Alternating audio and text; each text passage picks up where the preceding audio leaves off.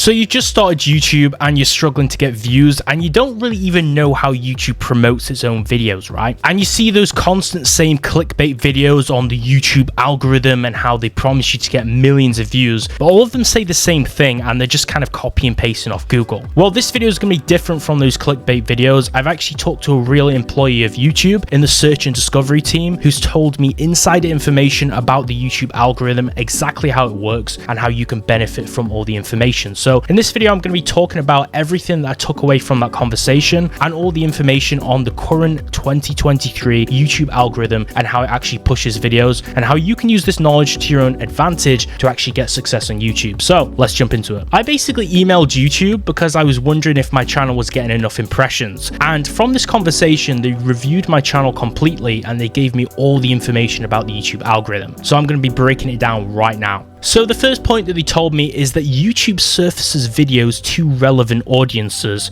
based on their actual audience behavior. So the user who's watching your videos are actually served to them based on their personal behavior. So what videos did they watch? What videos didn't they watch? And what videos have they actively searched for in recent times? So if they've searched for videos on the latest Call of Duty game and they've been regularly watching Call of Duty videos, then they're going to be served videos on that topic, okay? So don't think that a random cat video is going to be served for someone who wants to watch gaming videos. Then we also have information about impressions. So impressions is basically the amount of people who've been shown the video rather than the people who click the video. The impressions of a video and the watch time of that video may actually decline after the initial spike. So if you start to get a lot of impressions just when you post that video in the first hour or two and decent levels of watch time, it may actually start to decline after a while. But later there can actually be an increase in the watch time and impressions of the video as there's a renewed interest for viewers. Now this actually explains a lot of things because sometimes we actually see on YouTube videos that were posted even like 10 years ago about a topic and then they suddenly just explode and go viral. Videos about like an old actor or an old event in history that crops back up in the news or in a trend and then the video explodes. So videos might be dead or so-called stagnant, but then they might go viral later for this reason, which I thought was pretty interesting. The next point is that your personal video that you post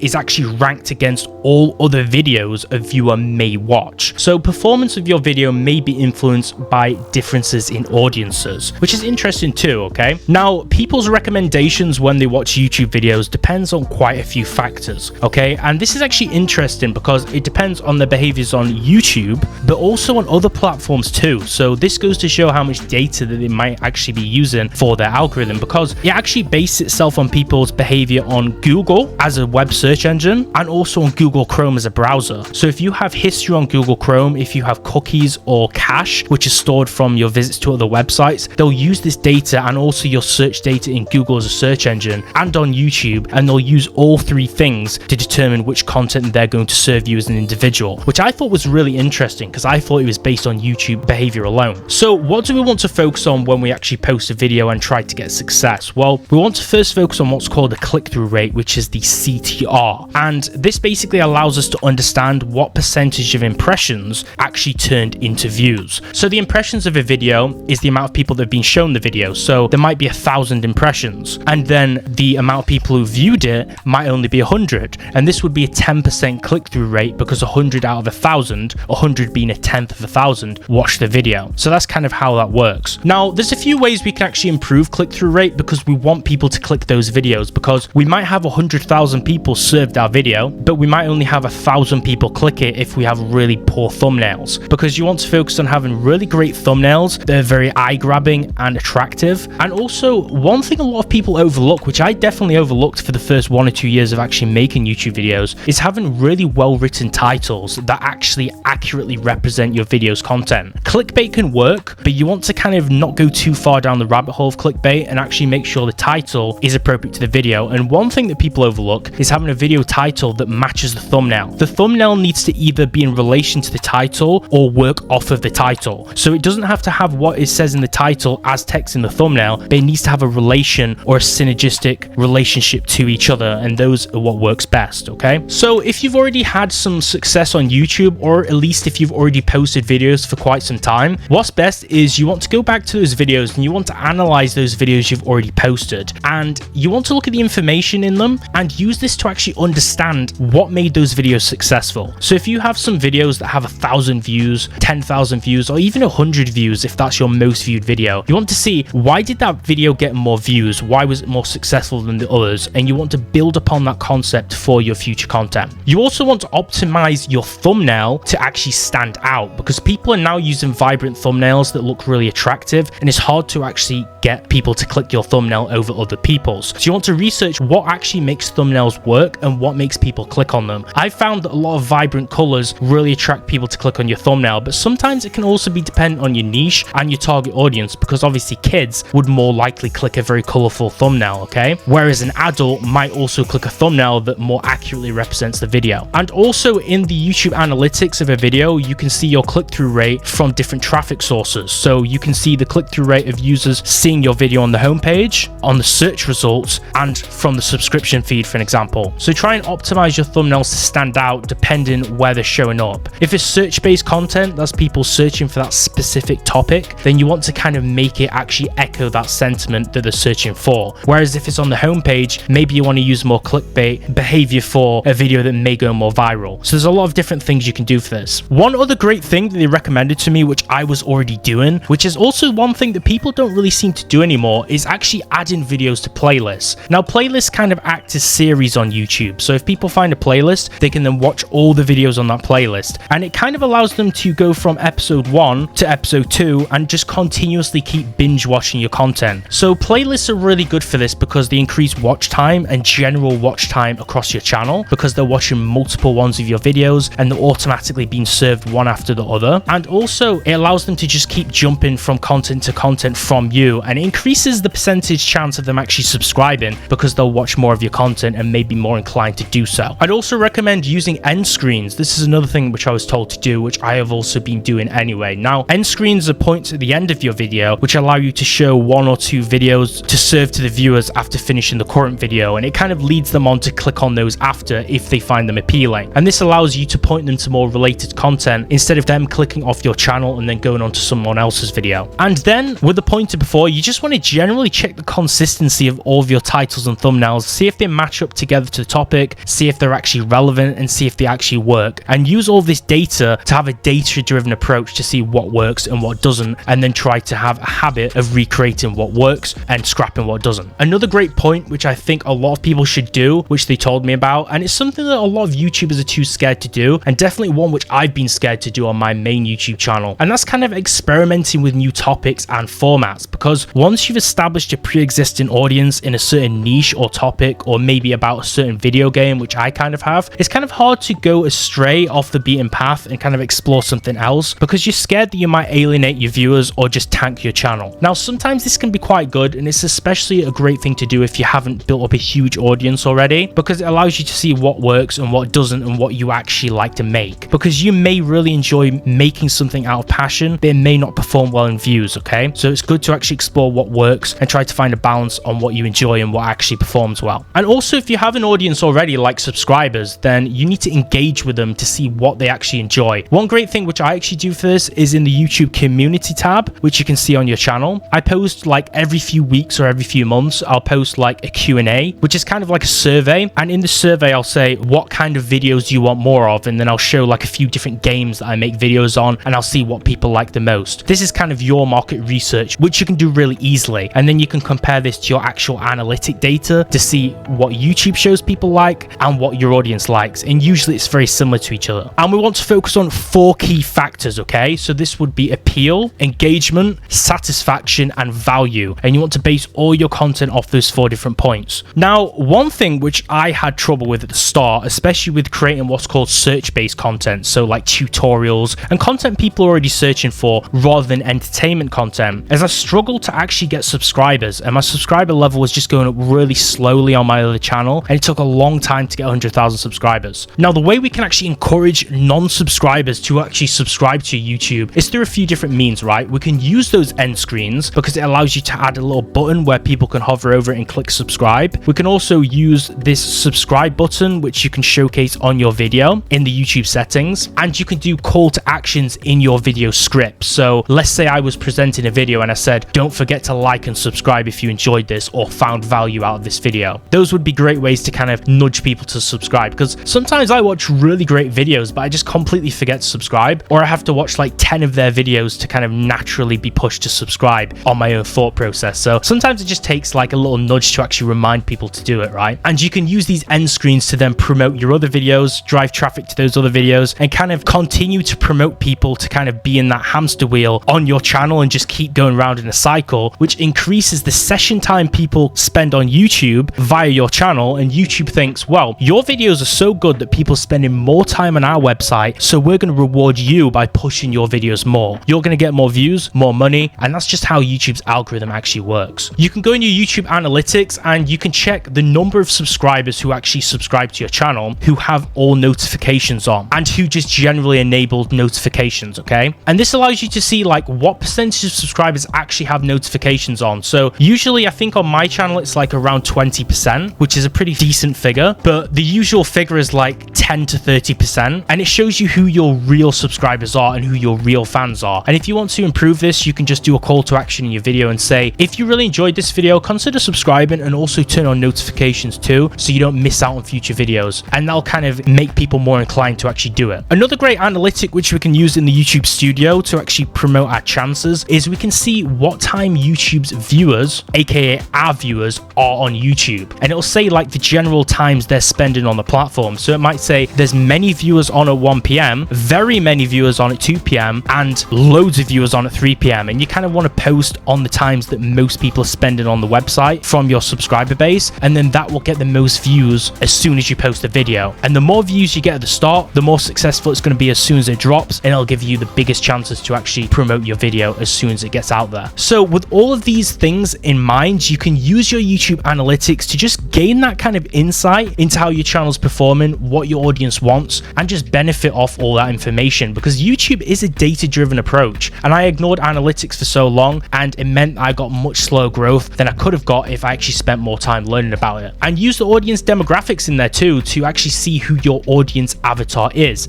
i.e. who is your actual average viewer, what's their personality, and actually where are they from. It'll tell you like the average age of your viewer, the top locations in the world that people are actually finding your videos in, and the topics they're searching for. And if you go under the research tab, it'll show you all the keywords and topics of videos people are actually looking for who regularly watch your channel. So there's some real great insights into that, and you can use all this information about the YouTube algorithm and that information to get some really great success. And also, if you need more information which is not included in this video, YouTube has some really great resources on the YouTuber Creator Academy. They have kind of like mini courses teaching you all about how the YouTube platform works and how the algorithm works. And there's a lot of articles too which feature some really great tips on learning that. And if you soak in all that information from this video, those articles and courses, then you'll be able to increase your channel's performance and increase your views exponentially. And it's all a learning process, right? Now, most of this content I previously knew, but there's a lot of information here from that email that I actually didn't know about. So I hope you guys learned at least 1 or 2 new things from this video that you can take away and start practicing right now on your YouTube channel. And if this video was useful, make sure to smash that like button and subscribe, because a lot of this information just isn't out there yet. And I'll catch you real soon for another video.